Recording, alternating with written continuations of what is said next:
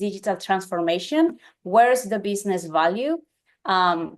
If you have any questions, you can raise your hand. We will take your questions, or you can also put it on the chat section and we will read them from there. Thanks again for being here. Welcome. And Edgar, over to you. Thanks, Gabby. Yes, so I had the opportunity to meet Jeremy at a ASOC event some time ago, and that conversation was really insightful. So that's why I thought it would be great if we can come and have a chapter with him. So that's really exciting that he's here with us today. And yes, I know that he has tons of experience in the field, and we want to know more about how he sees this digital transformation actually bringing value to the customers, right? So thank you once again, Jeremy, for being here with us. And please tell us a bit more about yourself, and let's get started.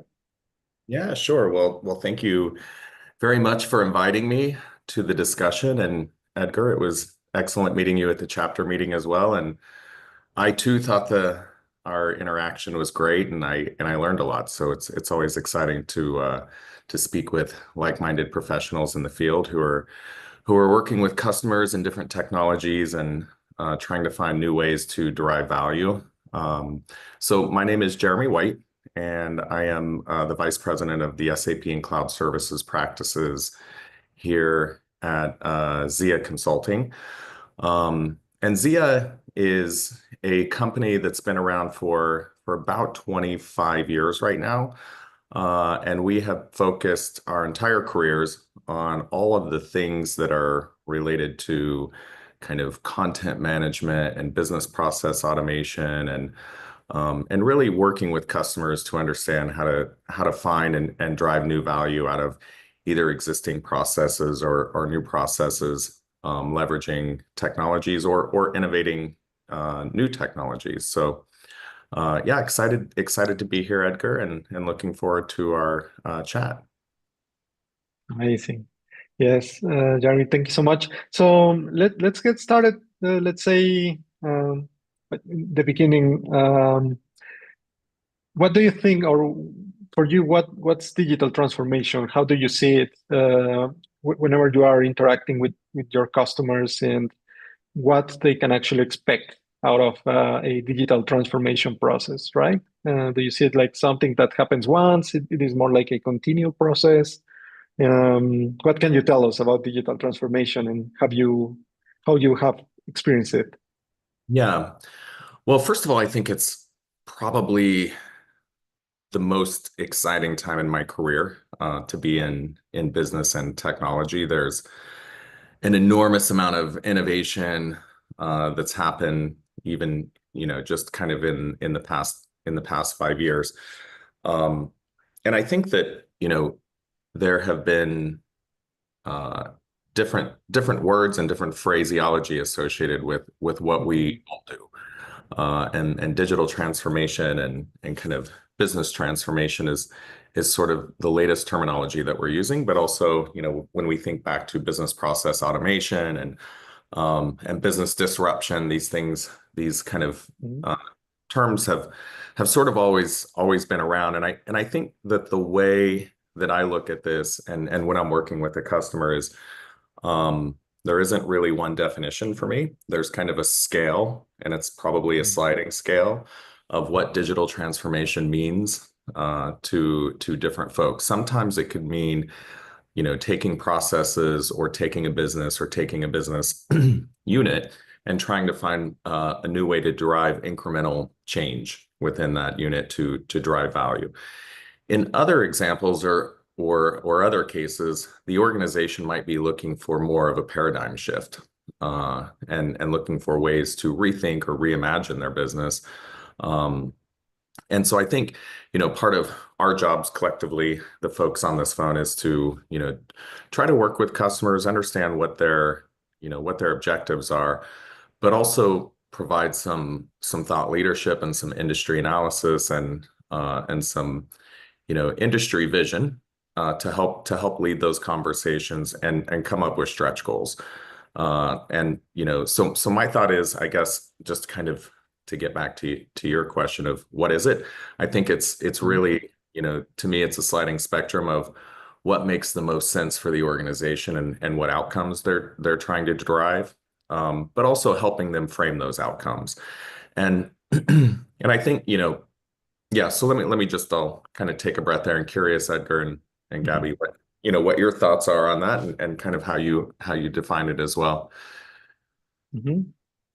Yes, well, actually, I thought the way in which you described it, right? That it's not necessarily fixed for every company, rather something that they need to. I see it as a process, right? And they have to live that process, but it's particular for each one of them. And what you also mentioned in terms of how you play this leading role, right? In terms of providing this broader vision, given that we work with that experience, right? That we have, and then being able to transmit that to the customers, and also help them drive their efforts so they actually get results. I think that would be a good way to see this digital transformation. As you mentioned, many terms have been there, have come and gone, but at the same time, I think it all summarizes, or we can summarize it to the fact that you are actually creating more value for the company, right? Through technology in this case, although there might be many other ways of doing that. But technology is a very clear way in which, by adopting the right technology at the right time, then you can actually generate value for their customer, for the customers, right? So that's in general how I can see it, merging technology with business and actually generating more value for them. Gabby, how about you? Yes. Any additional thoughts there? No, I actually agree 100%. I think we can see each company as maybe each individual in the world, like everyone has their own, like each brain is a different world. So pretty much each company has their own needs, and based on that, through processes, we can definitely work out a strategy to bring value, right? But I do believe it's a process. Also, the needs evolve as well during that same process. So that's actually my next question. In your experience during this process of trying to bring value to the company, does the needs change a lot? Do you have to recreate this plant or redesign it, or have a new brainstorming session depending on the evolution of the needs of the company? Does that happen? Yeah, when I kind of think about where I accidentally started my career, I accidentally ended in SAP. I was first hired by a company in Omaha, Nebraska, that was called ConAgra Foods, and I think it's maybe the fifth or sixth largest food production company in the world. And this was in the mid 90s, and they were implementing SAP, and SAP that was very new in the United States at that time. And it was an old version, R2 version, mainframe version. So I was kind of a kid straight out of school and didn't really understand even how to spell SAP, didn't understand exactly what I was supposed to be doing. But, the business problem that I was faced with was helping them with developing a pricing strategy that we could implement in SAP. And so you had all these things. You have things like raw materials that need to go to a factory. You have transportation to get the raw materials to the factory. Then you have the assembly of the food product. Let's say it's a Marie Callender pot pie. And then you have to distribute that back out, and there's transportation rates associated with that. And so the amount of work that went into imagining that process then in the mid 90s, and coming up with kind of a hub and spoke input center and a hub and spoke distribution center, and then getting it out to the right customers.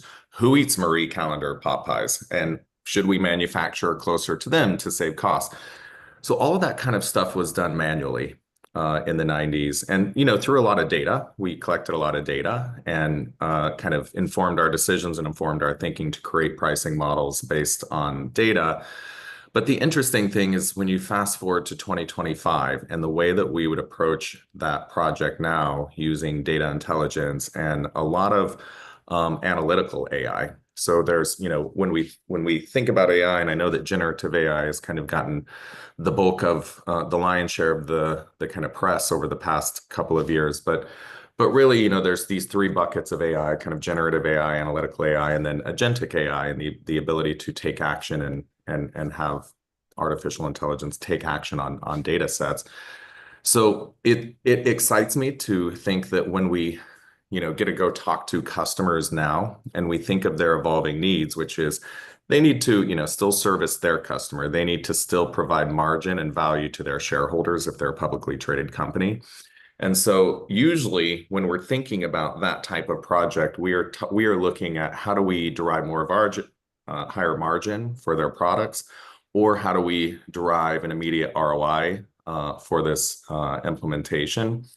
And the toolware that we have available to us today, really, this was a project that included 30 to 40 people back in the mid 90s. And when I left the company in 3 years, we still hadn't finished implementing it. And the way that we could go about that type of project today with today's technology and toolware and probably derive better and much faster results, it's really exciting. And so that's kind of one category where I think of margin improvement, return to shareholders, ROI, and that's value. So that is one line of value. The other line of value, I think that sometimes we forget about, and I think that this is a challenge that we've all been faced with probably over the past 3 to 5 years, as there's been this plethora of new technology and new capability that's kind of flooded the market, is we have to try to find a way to measure the cost of doing nothing. And we're used to, as consultants, focused on shareholder value, return on investment, et cetera. What we're not really used to is what is the cost of doing nothing. And so, there's many organizations right now that are trying to make decisions on maybe upgrade paths, something like S/4HANA or some sort of AI project, and they're having a hard time developing a business case.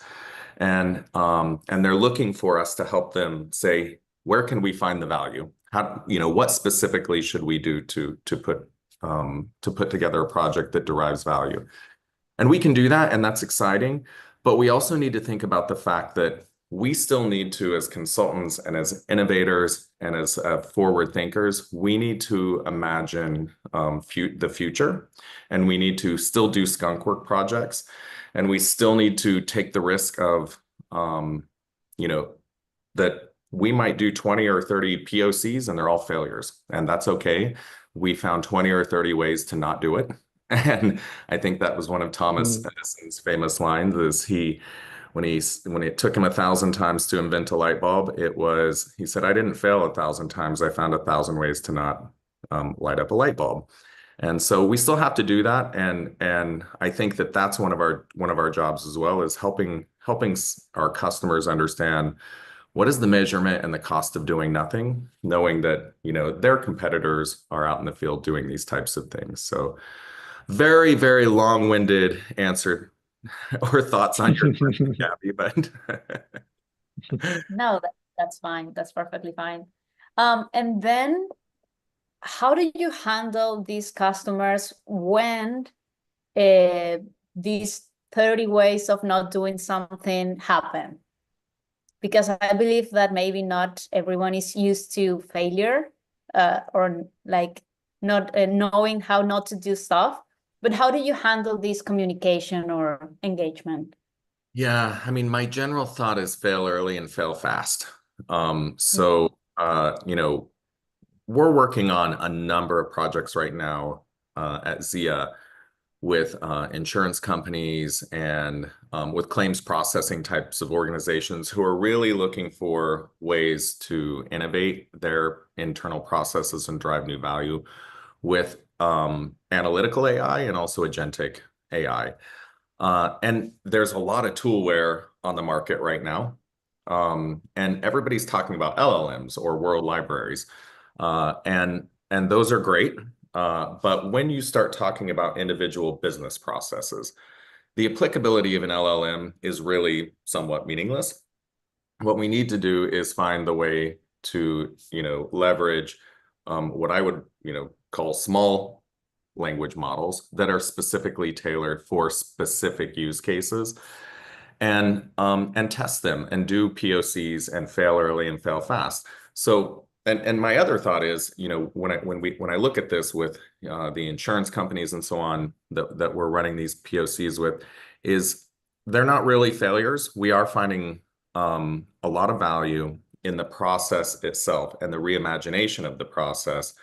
And we're able to take, and so maybe the POC with the specific technology that we ran, and sometimes these are only a week, right? These aren't big kind of long drawn out projects. It's to test the theory of how has a vendor who's using artificial intelligence, how have they created it, and does it work with the type of document sets, content sets, or business processes that we're trying to enable or reimagine? And we always learn something from it, and we're just on to the next. So it's about kind of, Edgar asked earlier about value, and we talked about it being incremental versus maybe a paradigm shift. In every little POC that we run, we're finding some new way of tackling a problem, and then it's a matter of just kind of continuing to work with the customers to find the right toolware that fits with them. So I guess, yeah, my thought would be, don't be committed to the technology, be committed to the outcome. And that way, if the technology is not aligning or supporting the outcome that you were attempting to derive, move on quickly, pull in a different technology, assess it, and determine if that's, going to provide a better path to the outcome that you're looking for. Mm-hmm. Yeah, that actually matches a title of a book that I've seen, in the library. It says, "Fall in love with the problem, not the solution." Right? So kind of to really understand, as you were mentioning, the process and in different ways of reimagining it. I think that's pretty interesting because it can even be the case. I mean, I see it that way, that maybe the current technology is not the right fit, right, for what you want to solve. But if you already took some time to explore your current process and you already mapped out how it works and how it can be improved, right? Later, when the technology comes, then you already are ahead of the game, right? And you are ready to start far, or let's say further ahead from everybody else, because you already took the time to explore how you want to work with it, right? Speaking of these new technologies. So I see a lot of value, as you were saying, in this proof of concepts, because, for example, I'm pretty sure that many of the people that actually saw LLMs 2 years back, right, when they came out and already started experimenting with them, today they are doing things that are way more sophisticated, if we want to see it that way, that are actually producing way more value than for people who are just experimenting. So that brings me to the other point that you made about what was that? Yes, the cost of doing nothing, right? I think that's also sometimes overlooked. Like, no, we're fine, and the company is working well. We don't need anything. But the truth is that while you are a little bit in that thought, right? As you mentioned, there are other people who are already experimenting, and that's why sometimes we see these disruptive stories, right, in the industry where people were already envisioning other things, testing other things, and also these monsters in the industry that end up out of business sometimes because they didn't want to, or they didn't, perhaps not so much wanting, but giving themselves the opportunity, right, to actually experiment with the new technology and see how it really brings again value to them. So yeah, and I think brilliant points so far, Jeremy. Yeah, and I think, just kind of picking up on your point about, companies that that end up failing. One that comes to mind for me is BlackBerry. And I'm old enough to have used BlackBerry devices. I loved my BlackBerry at the time. And at the time, it was the most relevant device. And, when you look at that, and there's been many MBA programs that have studied the failure of BlackBerry. And a lot of it was attributed to kind of fear and also arrogance. So you had one of the largest telecommunication companies on the planet with the largest market cap and the largest customer base that included governments around the world, including the United States government, including, the majority of the Fortune 1000.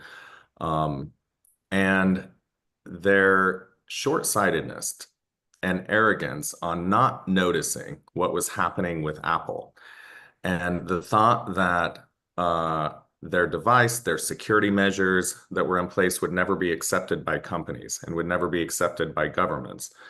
And that a touchscreen was never going to be something that business users could use because they needed, the keypad. Well, we saw what happened. It was an extraordinary collapse at a pace that was, nearly breakneck. And so, the short-sightedness of not innovating, and this kind of comes back to the cost of doing nothing. There was a period of time where BlackBerry could have been, innovating in tandem and experimenting with the same things, touch screens, etc., and to capture the consumer and the consumer wave. And instead did nothing.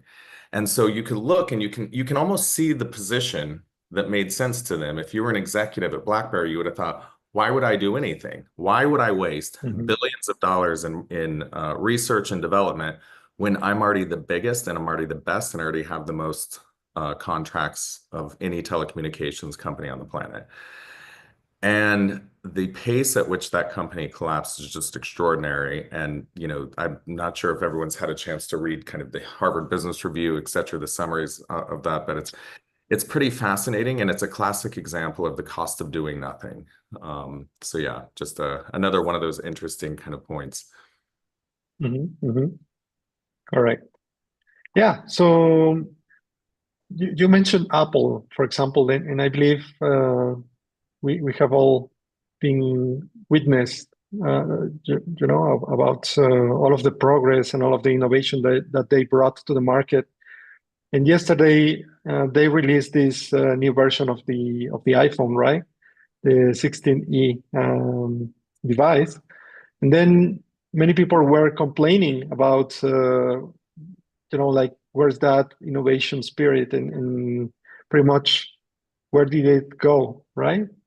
And at the same time, I think that there are other things there that perhaps are not that obvious, for the customer sometimes, but that still imply innovation and they are still innovating in some other things and testing, right? So we can mention different experiments that they have disclosed, like, for example, the car that they wanted to make, or perhaps right now the VR device, right? That, by the way, I had the chance to try it once, and if I were to see the sports in that sort of, having that sort of experience, I would be, really loving it, right? Yep. So, I mean, yes, they keep experimenting, and I think that's something that sometimes may not get to the market or may not be the huge success that we are all expecting from this very, very high standard, but yet they continue moving, right? And they continue innovating, and in the end, that will bring more things into their ecosystem and more things into their strategy that in the end, again, will generate the value for them and for everyone to that point, right? So, yeah. So I think there's also that it's not necessarily everything, providing or seeing the value immediately, because sometimes that's also another aspect that happens, right? Whenever, as you were saying, somebody shoots for a project, they expect seeing value immediately, and sometimes it's like one piece that will help you build tons of value on top of that. And in that kind of vision, it's something that it's not everywhere, let's say, right? So Yeah, and when I think of the kind of when I kind of zoom in on the types of customers and our customers specifically that I work with, and sometimes I'm working with them to solve far more mundane business process problems like accounts payable automation or better ways or new ways to derive logistics routing, things like this. I try to imagine the same thought process, which is, yes, we already, let's say we're looking at a food production company. Yes, there's already a full infrastructure in place, and the cost of changing it would be extraordinary, right? If we wanted to reimagine the way that we handle logistics and distribution there. But I also try to, have some sort of thought provoke some new thought on if we were imagining this, that we were implementing this without our history, and what would we do differently? And the reason is there's usually a lot of experienced people who are around the table inside of an organization. Sometimes they've been there for 20 years, 30 years, and they understand that there were a lot of things, there were a lot of trials and errors that they made that they would do differently now, given the fact that there's different ways and different approaches to solve problems. And so despite the fact that, when we zoom in on some of the things that the types of, projects and customers that I'm working with, that we're looking at things like claims processing. We say, okay, well, you always need to have a human in the loop to do X, Y, and Z. Well, there's innovations now and a lot of this is through the partnerships that Zia has with, Tungsten Automation and so on, where there's artificial intelligence fraud detection built into capture products now. And this capability and the ability to reduce exception rates, when you think of AP processing, everybody wants 80% or 90% straight through processing. Fine, but that 10% is really where the most significant cost is. And so focusing on the 10% and what is the problem there and how can we leverage new technologies to innovate and drive new value there. So that's one of those things where I would look at it as more of like an incremental value project where we say, okay, well, we've now got new AI capabilities that can do 9% of that 10%. So we can, get up to possibly straight through processing of 99% by leveraging auto fraud technologies. And so beyond this, the classic things that we think of in SAP, like three-way match and so on. I think part of what we have to do is always look and push ourselves to accept that there's probably new models in the field, that sometimes we need to turn the problem on its head, and instead of looking at achieving 90% straight through processing, it's let's spend the majority of our time on focusing on what are the problems, what's the root cause analysis of this other 10%. Likely it's not going to all be fraud, etc. There's probably something downstream that we can focus on fixing. But yeah, so I think when I think of, and just kind of zooming back out, I guess, to Apple's innovation, Apple's always been an interesting one for me to watch, because when you look at their history, they were never first to market with best of breed. They always followed the market, and they were secretly innovating behind the scenes and would eventually come and usurp the market. They did this in the music industry. They did this in the phone industry. They did this in the tablet industry. And I follow the analysts and I follow the market, and I see, the disappointment over the past year in Apple releases. And I'm always one of those folks that's in the background, that I'm not counting Apple out. It's not even that I'm fully in love with all of their products, etc. It's that I see what they do. They are kind of behind the scenes, they're innovating, and they will eventually come and wow us with something that we probably didn't even know we needed. And they're kind of one of those organizations that I love to read about. I love to read books by their leaders, because I think that these folks are, true forward thinkers and really try to leapfrog beyond, a lot of us are focused on what do we get for a 10-year, what are we going to get out of this specific project for the next 10 years? And sometimes we need to reimagine, what's 20 years out? And is this incremental 10-year project going to give us something that can also put us on a track for something that we think might be coming 20 years out, which is hard to imagine. It's really difficult to imagine 20 years out. Mm-hmm. Yes, correct.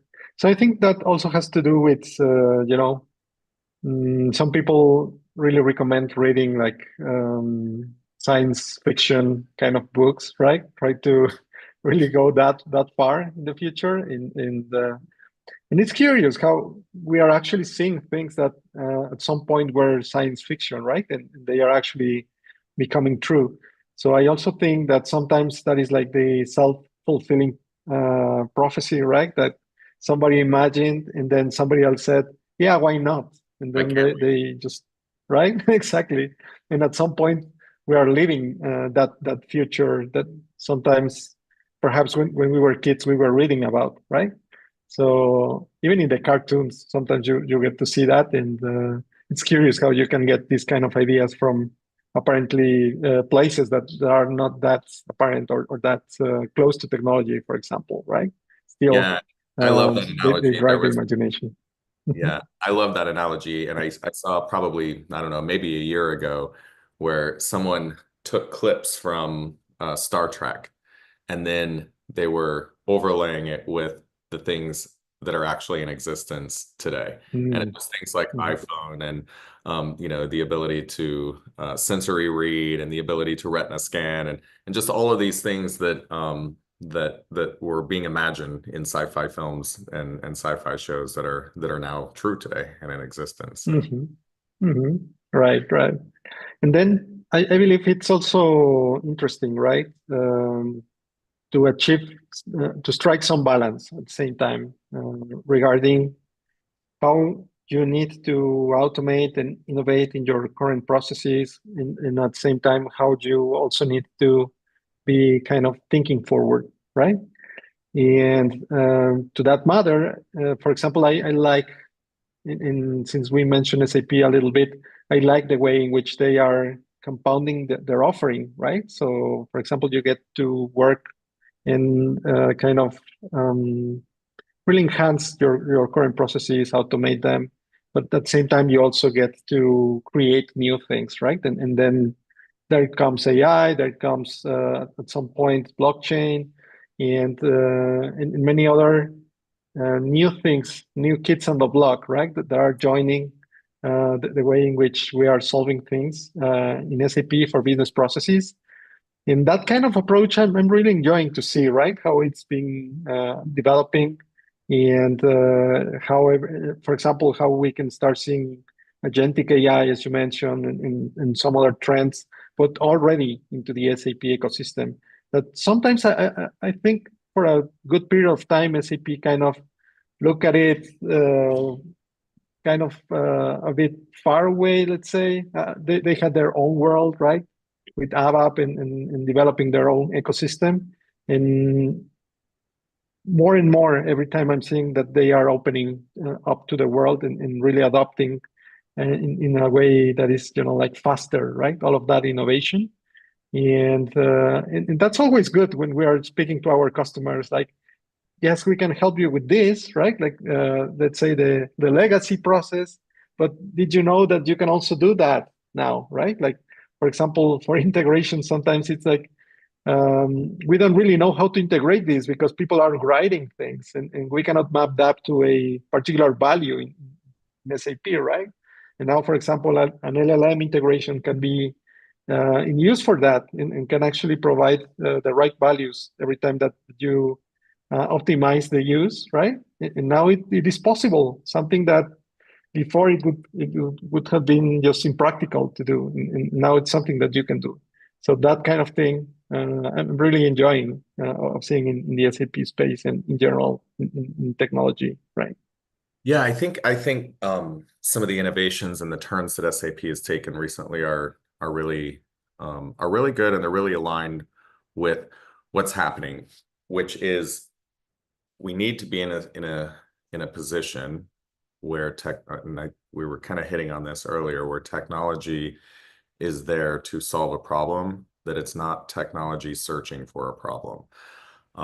And in many instances, what I think has happened with kind of just to pick up on what you were talking about, the way that SAP is opening up to, well, and even with the BTP stack, right, which is pulling a lot of this core out, allowing a broader stack of innovation that can take place outside of SAP and plug in and still affect SAP transactions or SAP processes is critical, because SAP cannot on its own innovate at the scale of what's happening right now to solve every single business problem in the world. They need a massive and vast partner ecosystem that understands the specific problems on the ground for a healthcare company that's operating in Brazil. That's just one example. There's just all of these different, very specific use cases of problems that the boots on the ground are able to recognize and develop solutions for, and need to be able to impact and plug into global ERPs, whether it's SAP or Oracle, doesn't matter. But that ecosystem has to be alive and strong because of the pace that innovation is happening. And so I think it's really smart as well where SAP has headed with some of their new stacks and their new toolware. The other thing is, I'm always aware when I am sitting in a room contemplating problems and the challenges an organization has faced, etc., that I'm 48 years old and I have a lot of experience, but I also have a lot of baggage that I'm bringing to the table. And what I am really curious about when I'm in a room is, who are the younger people and what is their intellectual curiosity about how they would solve these ideas? Because really, when you think about that 10-year value, we don't want to come out of the gate with an old framework or old paradigm. My hope is, anytime I'm in a room, that we're deriving value based on thoughts and input from someone like myself, who maybe has more kind of traditional experience, but also the intellectual curiosity of the younger and more vibrant folks in the room, who are actually going to be the leaders 10 years from now.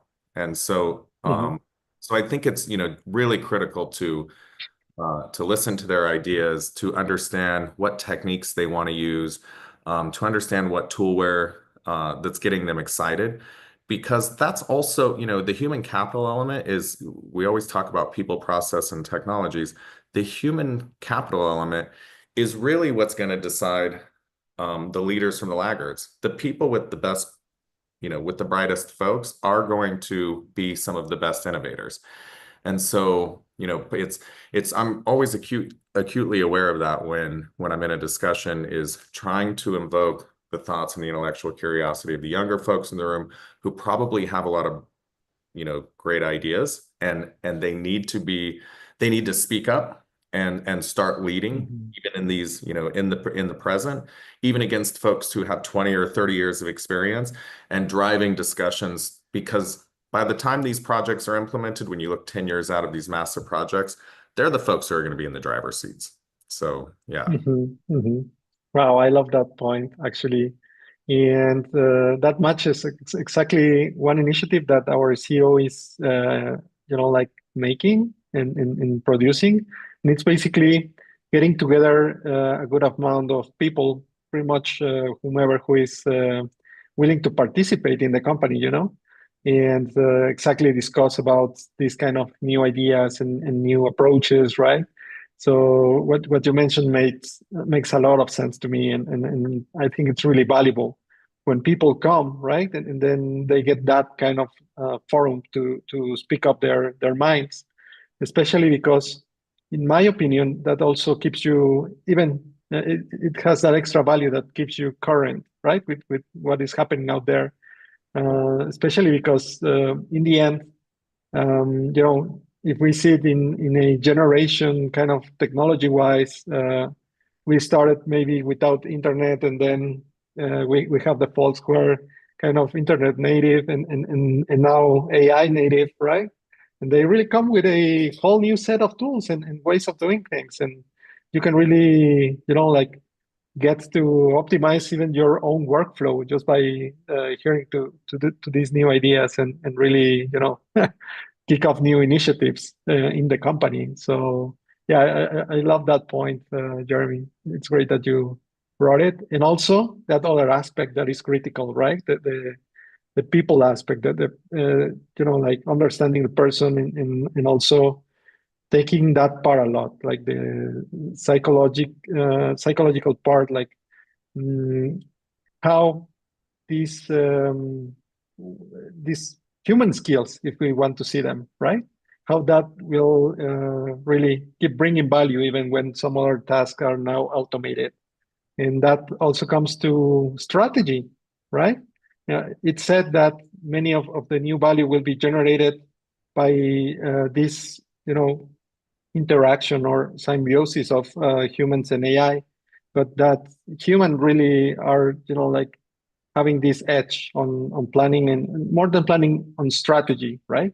Strategizing and then taking help from AI to fill some of the gaps. So I think strategy is core, right? For pretty much for everything that you want to do in business. And now, as part of this special human skill, it will take more, precedence in every activity that we will start doing. I'd say from today on, right? Not even in 10 years or 5 years, we're seeing that currently, and it's really exciting where it will drive the innovation and where it will take us. So, what's your take on strategy for you?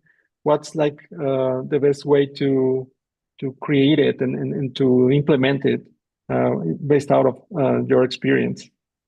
Yeah, I think, probably the very first thing that we always need to do when we're contemplating, even thinking about a strategy, is understand, are we working with an organization that is a human capital organization or a product organization? And at the very highest level, and what I mean by that is, if you think of an investment bank, let's think of one of the largest investment banks in the world.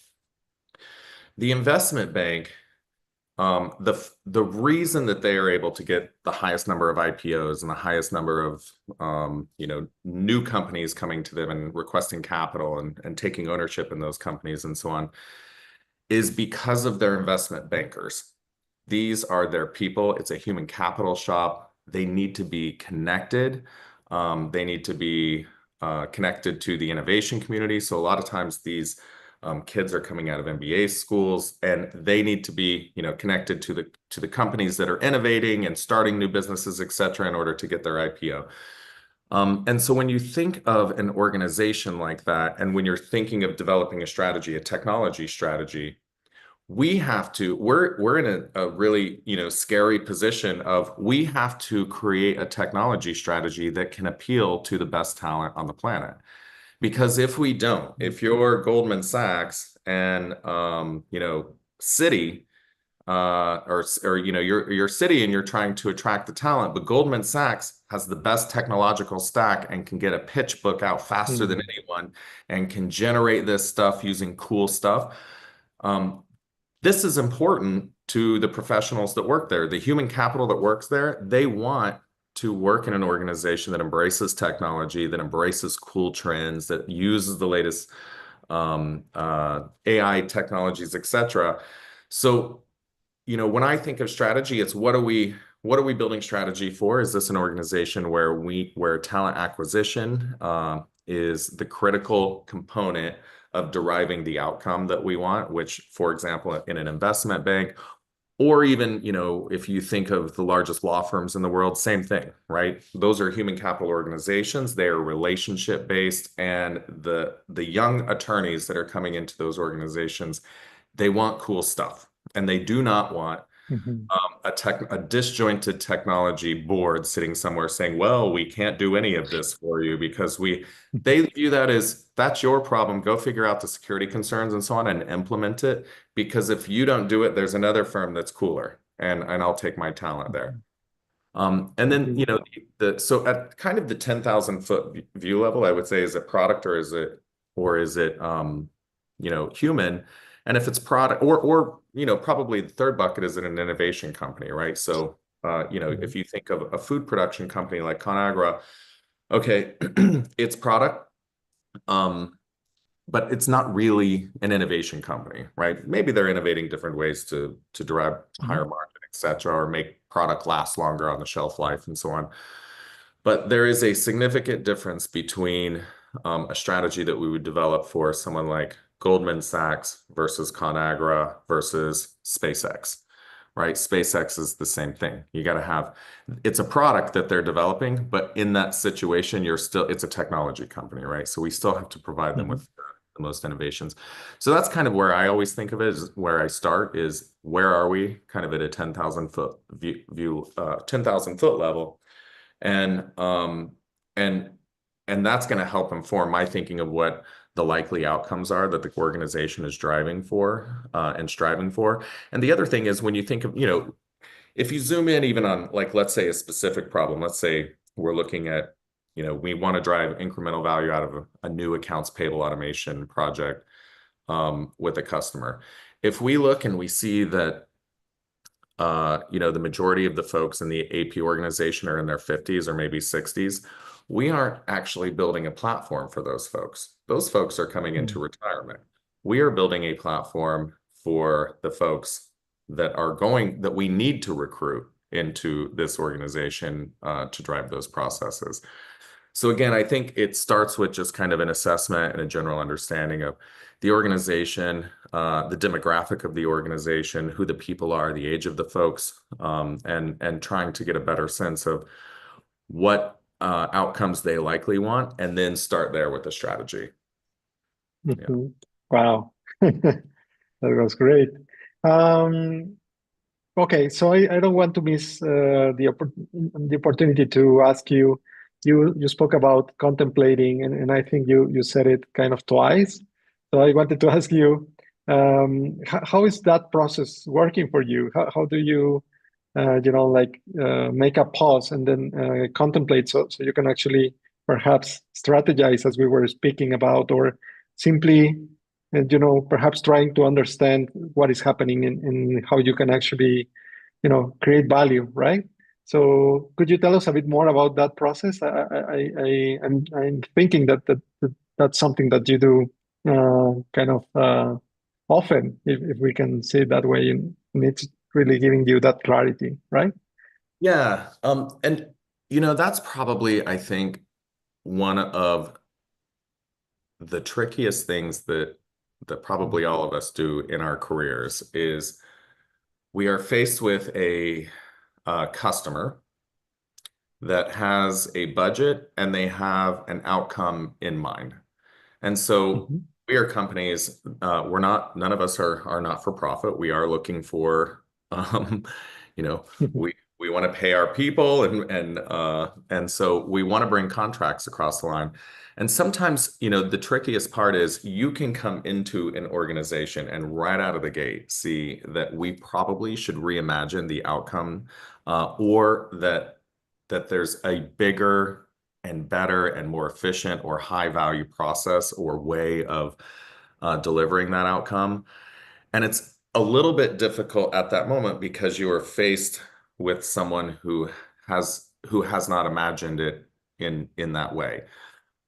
So, you know, part of something that has been really refreshing with Zia is we spend a lot of time with our customers in the pre-sales cycle with no expectation of, you know, even when you think of a paid for assessment, right? A paid for assessment means the customer is still expecting a specific derived result.